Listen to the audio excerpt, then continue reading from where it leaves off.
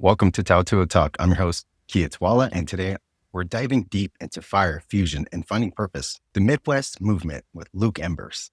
Join us as we meet Luke, a remarkable fire knife dancer from Chicago who's blazing new trails in Polynesian cultural representation. Through Siva, Luke explores the delicate balance between tradition and innovation, weaving his unique journey of cultural identity and artistic growth. Get ready and discover how one performer is igniting change and building community in the heart of the Midwest. Let's go. Yeah, man, totally appreciate you sending this up and taking the time too just to meet and to talk. Yeah, right on. I've been following you, man. You're like, man, I'm just so intrigued. Like, I want to just hear your story, and especially with your fitness, but also kind of your cultural background, and then like how you're incorporating culture in Siva Upfi and you're Yeah. Samoan. Yes. Yeah. I'm half Afakasi. I'm mixed up all day long, the Oh, Missouri nice. version. Instagram part of it, I just kind of got into doing online fitness and nutrition coaching. Really just started a year ago. Went through a personal transformation journey where I just lost a bunch of weight. And yeah, I work as a first responder now, and I have a long history being in the medical field. And after I did, I was like, you know what? I bet I could really talk to a lot of my people this way. Because when I was out there looking for fitness and nutrition advice, I was just like, man, there's so much shit out here. Who do I listen to? I found a bunch of guys that I liked, but really didn't feel like anybody was really talking to us, like Polynesian people. So a Yeah. little different. And that's why I started like doing the online coaching thing. And Siva Afi plays into that a lot because I get asked all the time if I ever competed like muscle bodybuilding type competition. That's never really been my thing. I got some buddies that do it. I was just not really interested in it as a sport. Yeah. Man, I don't know about getting on stage in a mankini. I've always danced growing up. We always did like birthday parties, weddings. It just grow up in a culture. You're always doing something. Like, hey, you kids get together. We got a performance. I started doing it. I really, really enjoyed it. I was like, you know what? This is not something where I'm on stage like posing and stuff, but it gives me a reason. If you're gonna go and you do it all the time, if my shirt's gonna be off, I'm gonna be at a hotel or in a group in front of a bunch of people. Like, you want to put on a you want to show up at your best, but also be able to perform well. So it's like here's this beautiful marriage between doing the culture and having a reason, especially for old guys like me, to motivate you to stay in shape and show that off a little bit without it just being a muscle building competition. I was like, this is a great little marriage here. Yeah. So so it just worked out. And then when you find out it's more than just dancing with fire, because I'll ask people who don't know anything about the culture, like, hey, what do you think of this? Like, oh, cool, they're playing with fire. I'm like, actually, Yeah. it's like an art form. It's like a war dance. And then, this is some contemporary stuff we throw into it. It's a little deeper than that, but yeah, it's playing with fire, but there's some culture behind it. So it's really cool to open up that conversation, and then you could maybe teach somebody a little bit about the culture. And if anything, they get a really good show at it, right? Yeah. And so that brings me back further to this. And then the deeper and deeper I get into Siva Afi, learn more about myself, the culture, and a lot of it ties into like fitness and nutrition stuff. You gotta have discipline.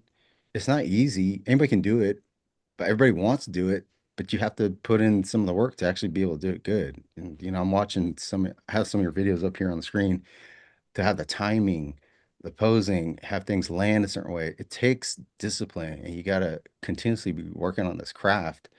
It's the same thing when I'm trying to talk to like my fitness clients. It's like, hey, you gotta trust the process. Everybody tell you, trust the process, like stick to it. It's consistencies was consistency. And it's cliche, but it's so true, right? You Yeah. practice it once, but it's just because like, oh, I got it. I don't need to practice anymore. That's such bullshit. Yeah, man. And it's one of the ways you can tap back into that. Yeah, man. I'll try to share with you the overarching like journeys thus Y- far without getting Yeah. too out of hand. But I started Siva Afi and just Polynesian dance as a whole back in 2017. So I'm half Filipino, half Polish. So I'm not an islander per se, if you want, but I was always just fascinated and exposed to culture as a whole. Coming being Hapa, I come from two different cultures. You see the Yeah. differences and nuances in both sides of the family. Something I was always receptive to. And I grew up in the performing arts. So like I've been on stage since I was 4 years old. I did acting, modeling, because my mom works for Broadway in Chicago. So she's very tapped into the theater and creative arts. I was doing that all as a kid. And in high school, I just randomly found this Polynesian dance academy by my friend's house. And he's like, yo, you want to try to be fire dancers? And I knew nothing about the culture or anything whatsoever besides, the cliche Lone Stitch, Moana type stuff. At that time, I was just like, oh, this is cool. But I was intrigued with the culture and just the whole idea of what I've seen thus far. And so I took the trial class. And it's funny because we didn't actually learn Siva Api that day. We only learned hula and ori. My instructor at the time, the academy I work at is predominantly hula and ori Tahitian. It's really just that. And I'm the only one that does Siva Api. But he knew some of the stuff. And I wasn't able to actually learn Siva Api until a year later. So that was when I just got into the whole culture as a whole, Polynesia, right? Like just understanding what it's like to be an islander, the history, the storytelling, all that stuff. And I just fell in love with it as a whole. Uh, I've been dancing there ever since, but didn't actually pick up or start working on Siva Afi until 2018, a year later. I was doing the basics and I started performing with them, like doing shows and gigs. I wasn't actually good at Siva Afi. I'd watched the videos online on social media, seeing these guys, these world champions doing some insane stuff. And I'm like, I want to be like that. But life happens and things come up, high school, college, went to school, all that stuff. And then I graduated back in 2023 from college, took a break from entertainment and all that stuff, and I went in for IT. So I graduated with a degree in IT. hey, let's go. Yeah, insecurities, like trying to figure out life, all that stuff, that journey, that type of stuff. I just needed change because I was constantly praised for my appearance of what I can do on stage, like in being in the arts, that I had an insecurity that I wanted to prove of there was something more to me. That was kind of my reconciliation of the whole experience that of doing IT because what better else to show off your knowledge and skills than doing what all the smart kids are doing? After I graduated, I realized I just had a realization. I went through all that growth and I just realized that at heart I'm an entertainer. And so I decided that I'm gonna leave IT. I quit the job that I was gonna start working at and I started working full time at the academy, the Polynesian Dance Academy that I'm currently at now. At the same time, I was also like, Siva Afi, this is something that I'm truly passionate about, but I never really tapped into deeply. I want to see what I can do if I put my all into it. And that's when I decided to do a 1 year challenge where I would just practice every day, whether it was for 5 minutes, 10 minutes, 15 minutes, an hour, 2 hours. I wanted to dedicate myself to a craft and see what I could do with it. And so that happened, and I was able to do a year. And then I ended up going even further and trying to go to 500 days, which I did. And now ultimately, I'm trying to do like a 1,000 day streak of just practicing. Ever since then, I've just been trying to learn more about the culture, trying to find opportunities and like turn this into a full-time thing, a Polynesian setting where it's like a luau or something, but also in the non-Polynesian traditional setting, because my goal is to share this and perpetuate the culture with other people. And I think I realized that like it's sometimes for some people, it's a little bit overwhelming to experience all of these different cultures all at once, right? And sometimes Hmm. you kind of have to meet someone halfway in order for them to be susceptible to like something new, right? So when it comes to Siva Thanks. Api and all the performances that I'm doing, my Instagram and social media and stuff, like it's not traditional, but it's my way of like connecting people halfway. And once they're intrigued by that, then that's when I can actually like share with them the culture and the knowledge behind the craft itself. And that's just kind of been my goal, like trying to build a brand for these past couple of years to really perpetuate the culture in my own way that also like brings elements to what my experience with the performing arts as a kid and just exploring it all the way. So, long story Man, short, that's the journey. I like that because I think that's how I came across you is I started back up on TikTok and I hit like it was one of the days you're like day 100 something. That's crazy to hear you're on day 700 something Yeah, now. man. It's been tough, but like again, Yeah. it's like you said earlier too, it's that just consistency. Like even if it's 5 or 10 minutes a day, just getting it in your mind and like mo doing the motion that makes like micro adjustments in your brain to make habits and to stick it out. So Oh man, now I got so many questions. Now I know a little bit more about the background, but there's something about being island raised, whether you're on the island or not, whether you're Samoan or Filipino, right? And performing isn't just an art, it's your identity. Do you think your upbringing, given your natural instinct for the stage, has a lot to do with what you're doing? 100%, 100%. Like I live and breathe being on stage, because there's so much to it than just being on stage or just showing off, right? It's the storytelling, it's the culture, it's the depth in the thing, whether it is Polynesian arts or something else that you're trying to convey to the audience. It's expression. And I that Yeah. was baked in me from ever since I was a kid, and that's just my safe space, you know? So there's a like a shared use of movement, even between the cultures, whether you're Polynesian or not. And you got to have the rhythm. And the backside of that is storytelling in both cultures. We have song and dance.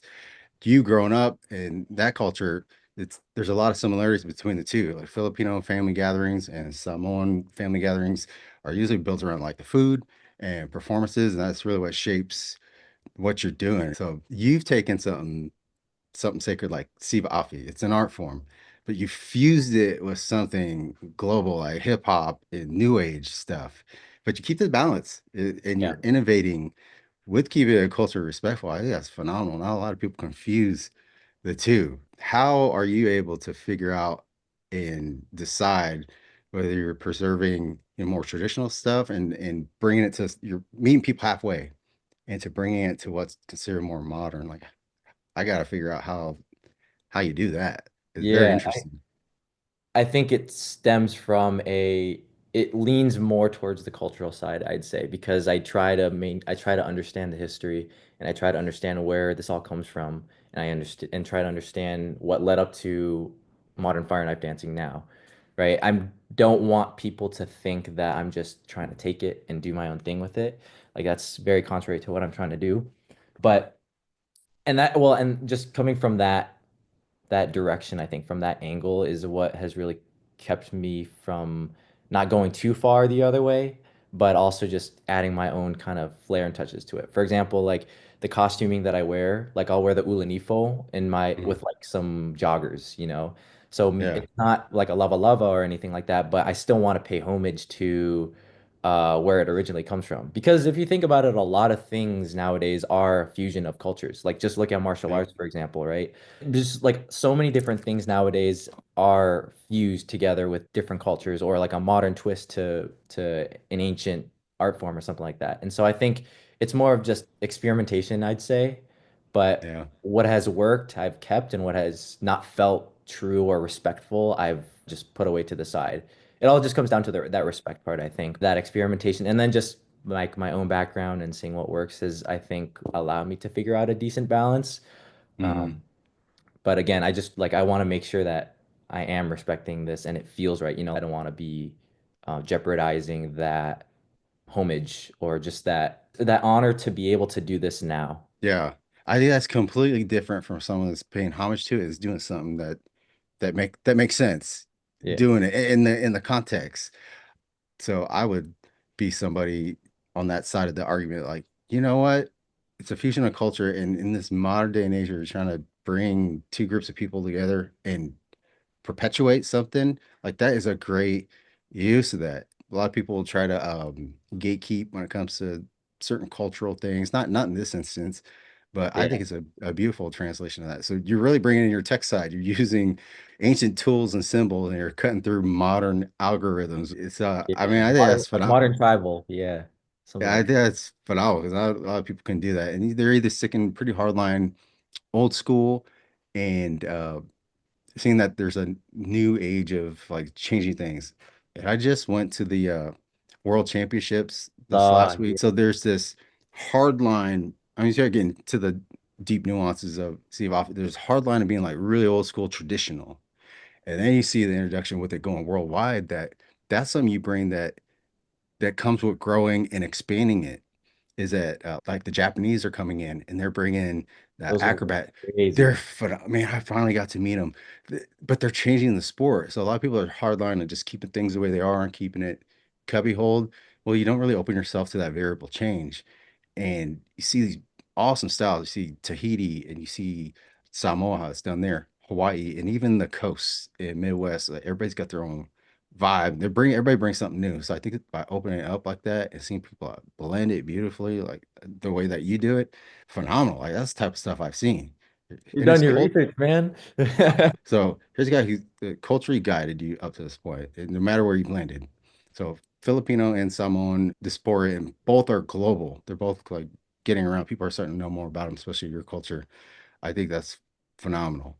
And it's kept you grounded, obviously. You seem like you're doing it for the right purpose. You're teaching it, you're getting good eyes on it, and it looks like you're booking all over the place. It's really cool. See, I seen you doing something at a like a hotel dance hall or something that looked really cool Yeah. on the inside. That's Yeah. crazy. What are you working on next? It's got to be a way we can link up and do something right here in the Midwest. Yeah, seriously. And Like again, it's that continued growth, like learning, trying to connect more. That's something that I honestly haven't done as much recently just because of, life stuff happening and whatnot, but I want to really connect with other dancers out there. So like I was able to go to Tuafi last November, and meet like the Tiumalus, all those guys down in Orlando. yeah, yeah. But I'm actually planning to try to compete my first time this year in Utah for Masters of the Flames. Um, Let's go. so that's kind Let's of like go. my like aiming to kind of debut first competition, which I'm excited about. But also just in the meantime, just trying to connect with others in the sport and really hear more, like talk more story, just hear people's experience with it and just understand more. Because again, unfortunately, for me, there's not a lot of resources around to like collectively just learn about it all at once. A lot of it Yeah, has been self-discovery, trying to figure it out on my own. Like I don't have a coach to teach me or someone. And I know there's resources out there, but it's hard when it's not in person, when you're not actually there with the people doing it. Like yeah, to your point with going down to the PCC and just being around all those people, like it's so different than just being at your hometown, like talking to them on Instagram or something like that. It's different. I My think goal, uh yeah, just to I do that. think what exactly what you're doing, this really resonates with me because even growing up in a Polynesian culture, having that be something that I was around all of it is completely different from growing up on the island or like at the PCC. And you really get to like be immersed in it where that's just common. That's every day. But being in the Midwest, it's not. Yeah, And if you want to get that much deeper into it or find someone that's got more background in it, well, you got to go there or you got to go online. But that's something it's in person. You have to learn. There's different nuanced skills. So that's exactly why I started doing what I'm doing.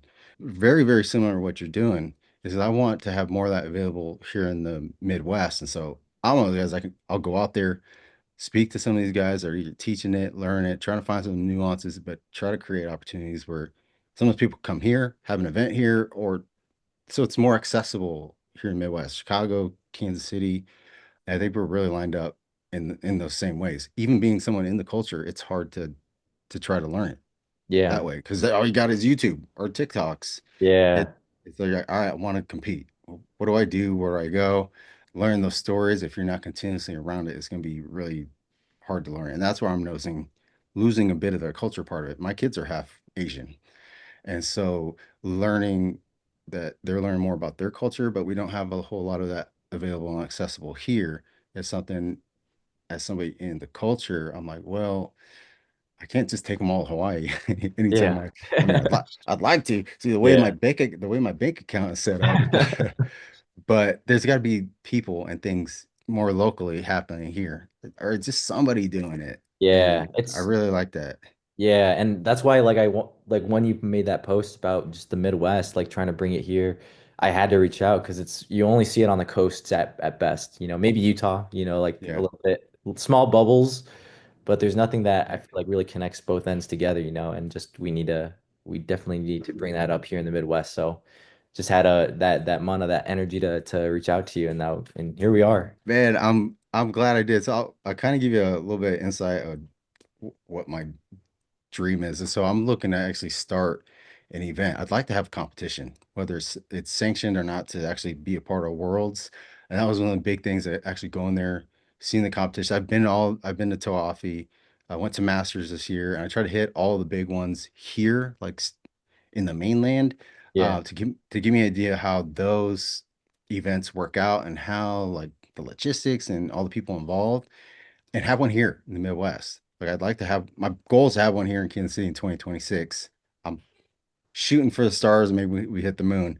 But whether that's a qualifier or not, that's not the big concern, is to have something here so you don't have to go to Utah or you don't have to go to Orlando. Because I think those are the two closest places. where you got to go to the Big Island. I think they have a competition going on this weekend, Yeah. or the PCC. And so that's the reason anybody here in the Midwest would have like, all right, we got this annual thing.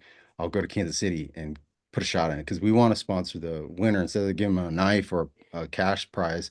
We want to sponsor that winner to go to an actual qualifier so they have a chance to get to Worlds. Masters of the Flames is one. So if you place there or win there, you have a bid in Yeah. that top 20. They changed the structure of it, which I think is phenomenal. Then you get the best 20 people in. Beforehand, you just paid $25 and you could go compete. Yeah. But I feel like all things happen for a reason. I just talked to you know who Garrett is. He's He's awesome. and Yeah. so it's very similar because he's like, all right, I'm trying to learn this art form, trying to bring my style to it. He's got his own unique style, but he also I was telling him this morning, we got to talking. He goes, I don't know because I really want someone that's either really concreted in the culture that helped me teach more. I'm like, no, your perspective, you actually have a really phenomenal way that you could leverage that because we want more people who are non-Polynesian, people that don't know anything about it, to have a way they can learn it and start taking steps towards being better at it. Like who better to tell that story than someone who's experienced some things that you have? We're literally having this conversation with them this morning. You could talk about all the like the doubts that you had, some of the things that were holding you back, and then some of the experiences you had, because that's very, very familiar to me, even as being a Samoan, is I'm like, I'm not Samoan enough, or I'll look kind of dumb asking somebody to do Yeah. this when I should probably know this. And here's somebody that does it at a high level. He made the top 20. I watched him Yeah. qualify. He did really well in the top 20. I know you probably wish he would have wanted to do better. I'm like, that's nothing to shake a stick at. Like you're performing it and doing it really good at a high level. And you're fast as hell, man. Like, how do you get, how do you And spin it so his fast? his friggin' intro move where he's tumbling down and then catching it. Yeah. Man, no, I Yeah, like dude. it was funny. I actually was I was just looking at his TikTok, and like he made a couple posts about him moving to Hawaii or just like dedicating all his money and resources into learning it. It's sad to see a lot of comments talking about leave it to the Samoans to teach. They come at him for being a colonizer just because he's white and the ability to share this culture with people. It's not going to grow unless you have people that are actually trying to put it out there. I had a conversation with my tattoo artist who came this past year, and he a lot of people they shit talk and they can't even do it. The ones that don't do it are talking the most about it. It's just about if you want this to grow, you gotta let more people share it. And it's all about intention. It's not like he's just running around doing the wacky type. He cares and he wants to learn about the history and meet with people. I don't think he should limit himself. He has the knowledge as well, and he needs to share that some more too. Man, you put it beautifully. And being someone that sees both sides of that, I don't read comments because you could really get brought down with some people's right. Yeah. The comment section, if you go, don't do the comment section on YouTube. Oh my God, you could get Yeah. lost in there. But there's some people that just have a lot more time. And you're probably right. People that usually will come out and do the random comments. If they're not a private account or they created that account just to make that comment, which I found out people do, that's something to be expected. Because I've seen both sides of that argument being half white myself. And so no matter what, there's always going to be someone that's really trying to guard, protect that whole gatekeeping thing I talked about. Yeah. And as long as it's being done for the right intent, like you said, they're doing it right, they're learning it, it's so respectful, and they're really good at it. The glass is always half full to me, and have a plentiful mindset. Like, man, the more people doing it, that's amazing. That's the blessing in doing it. Even like with tattoos, you brought that up. Is there's just always going to be this argument, or you should be this to get this. It's like, well, tattoo is the origin of it, it was a gift. And so gifts are meant to be shared and not protected and kept and isolated because then it wouldn't be a gift. It would just be something very selfish and self-serving. And so I enjoy seeing both Polynesians and non-Polynesians enjoy the art of the Tau and also Siva or any part of it because it's something that's in the culture. Just like every culture has got the cultural capital that comes with it. It's like, well, there's this gift. It should be shared, and more people should be able to have access, learn from it. And I think you have a great example of that too, man. Oh, there was also one more thing like to like cherry on top that Yeah, you said at Worlds, I think you posted on your story or something, but trying to take the commentary with with the competition, like talk about it as if it's like a competitive sport that's yeah, like football or like UFC, something like that. Like yeah.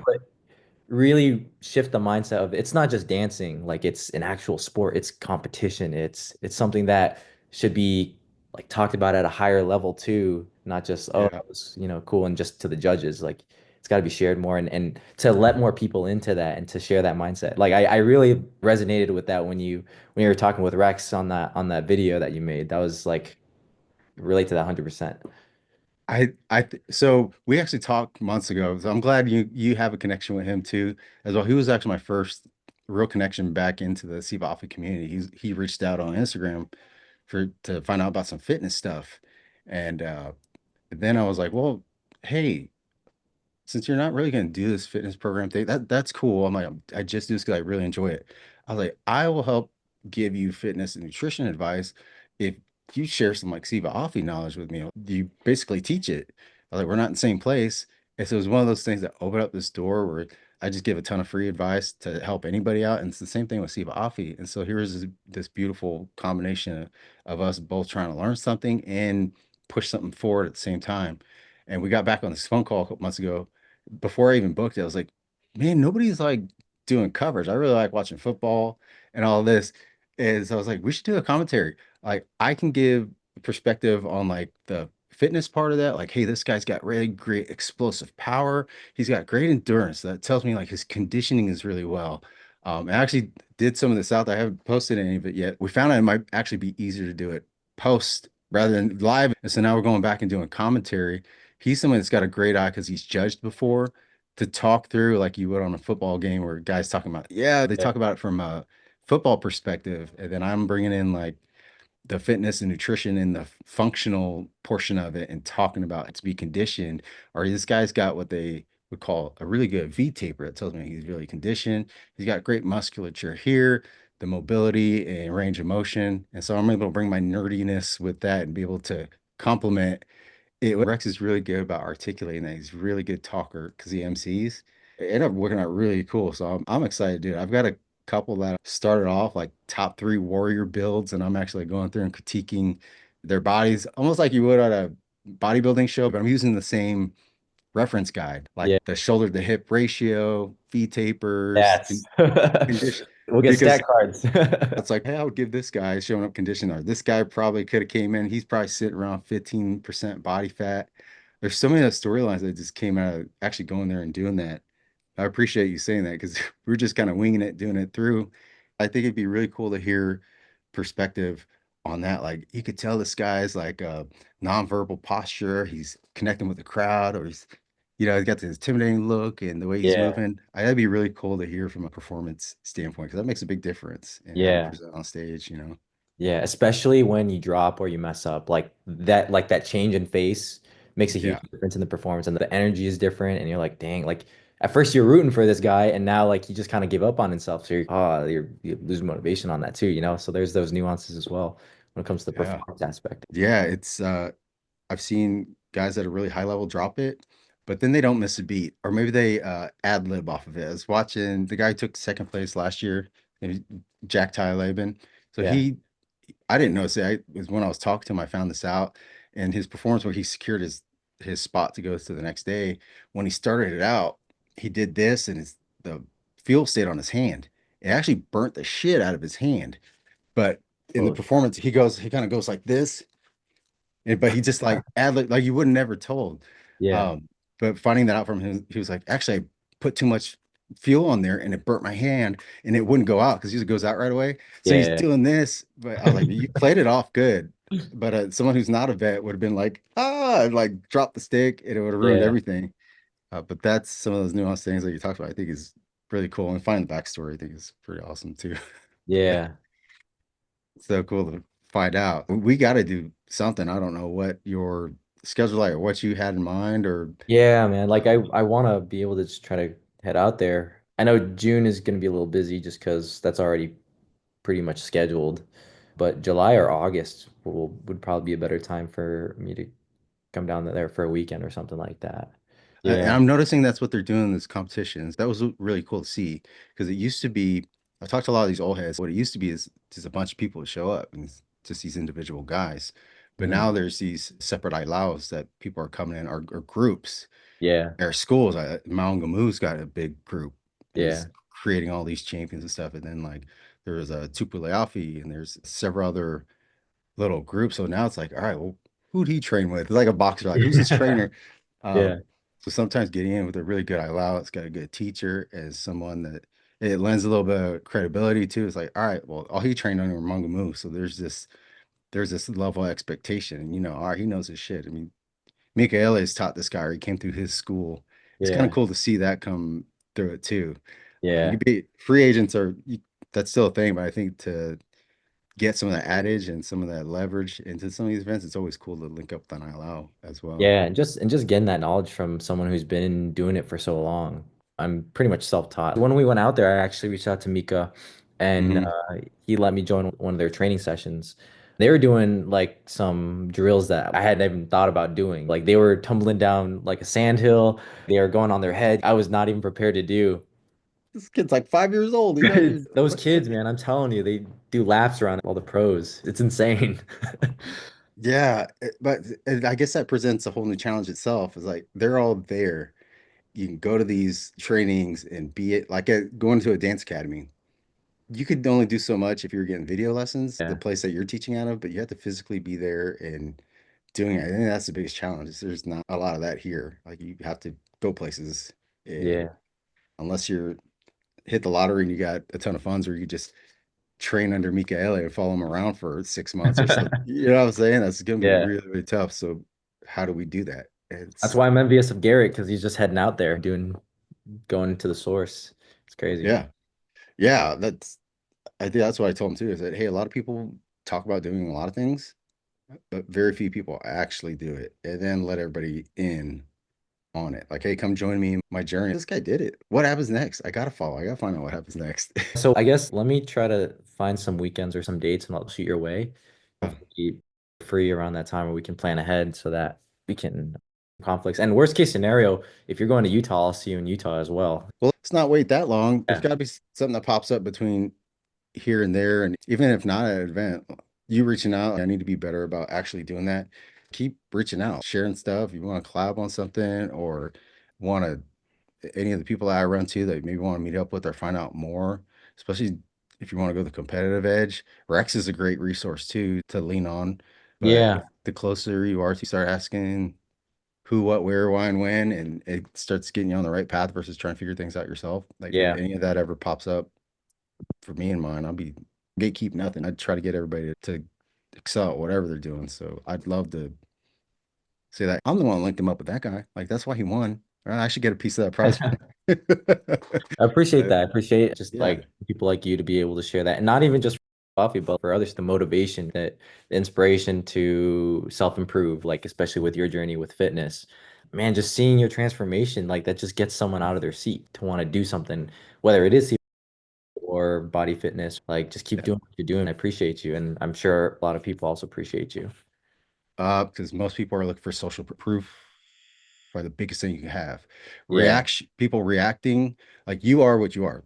You already have a great stage presence, connecting all that. So that's where people connect with you, find out more about Luke Embers, who Mhm. you are, why you do what you do.